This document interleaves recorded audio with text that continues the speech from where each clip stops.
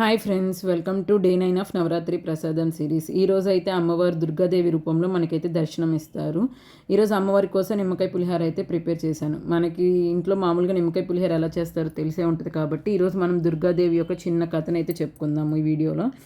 పురాణ కాలంలో మహిషాసురుడు అనే ఒక రాక్షసుడు ఉండేవాడు. దేవతల్ని చాలా భయంకరంగా బాధ పెట్టేవాడు.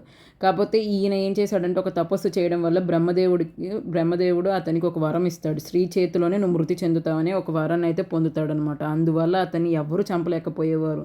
అతని అధికారం ఏమో పెరిగిపోతూ ఉండేది. దేవతలపైన దాడి చేస్తూ దేవలోకాన్ని కూడా ఆక్రమించేసుకునేవాడు. అప్పుడు దేవతలంతా కలిసి పరమేశ్వరుని, విష్ణువు మరియు బ్రహ్మదేవుని దగ్గరికి వెళ్తారు.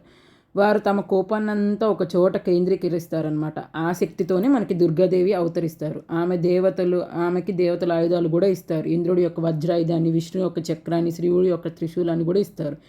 అమ్మవారి సింహం పైన కూర్చొని మహిషాసుని సంహరించడానికి అయితే వెళ్ళిపోతారు. 40 రోజులు భయంకరమైన యుద్ధం జరిగిన తర్వాత చివరికి దుర్గాదేవి మహిషాసుని అయితే సంహరిస్తుంది అనమాట.